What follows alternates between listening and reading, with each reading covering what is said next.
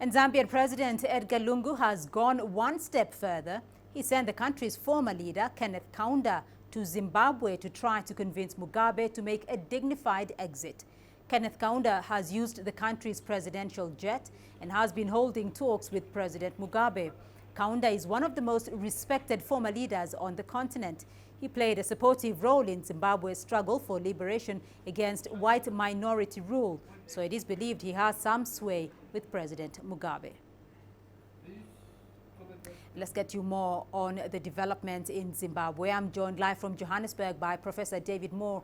He's the head of development studies at the University of Johannesburg. Dr. Moore, thank you for joining us on Africa Live. First off, SADC is due to meet in Angola on Tuesday on Zimbabwe. What is the regional bloc seeking to achieve? Well, I think they're seeking not to get involved too deeply. They'd like to have this settled by itself. And of course, this is the card that Mugabe can play. He says, look, let's do this constitutionally. Let's not have a coup. Let's pretend this is handled amicably. And that means he can play the military wing of ZANU-PF along. I didn't hear what your Harare correspondent was talking about, but I think the reason Robert Mugabe was able to say on Sunday night, last night, that he wasn't resigning was because he had the information that the ZANU-PF, the party's efforts to impeach him, were not constitutional. There were a lot of rules that were broken.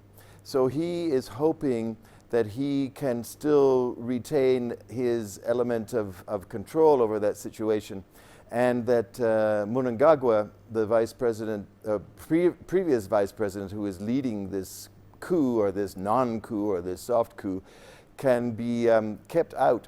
And so Robert Mugabe's second vice president, Mpoko, could come in, and that would make it much easier. That's why he's thinking, or he was thinking last night, that he could go ahead to the party congress in December and put that through. So I'm not really sure what SADC can do at this point. They can, maybe they were sending Kenneth Kaunda, who's probably, yes, go ahead.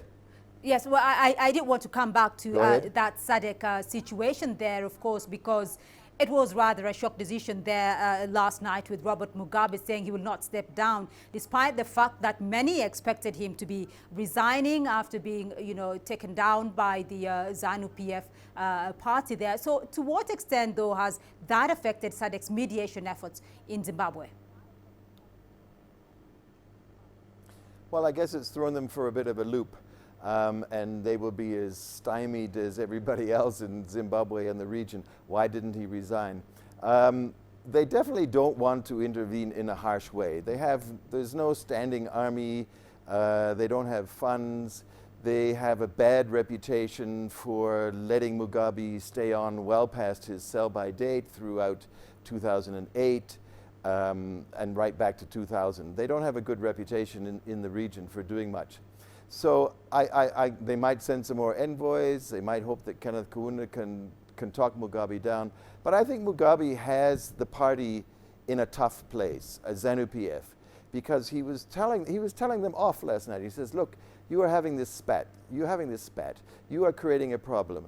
You police and you army factions are fighting each other. Because Chiwenga, when he came home from China last week on Sunday, the police tried to arrest him, and the army had to get him back. And if people noticed last night at the press conference, the police commissioner and the prison services commissioner were back in there. They are from the other faction. They're from the G40 faction. So I think Mugabe is able to say, look, you guys, you better get back together again, or we are going to fall apart. And he's had more than 40 years of experience right through the 1970s, right up into the present time of keeping that party together. He seems to be the only one who can do it. So this whole crisis has been called a coup. The military says it's not a coup, then it's not a coup. So, but moving forward, though, moving the process forward, the Zimbabwean army needs Robert Mugabe to resign voluntarily. So what's your take on all this? Well, it's a very soft coup, or it's a con coup, it's a constitutional coup. Look, if it's like a duck, if it looks like a duck and it walks like a duck, it's a duck. That's what people are saying. There's a house arrest. There have been at least one person has been killed as the army went after one of the cabinet ministers from the opposing faction. The acting director of the intelligence agency was roughed up quite a bit after his visit to Mugabe last week. So there's been some violence, but it's been relatively, modest.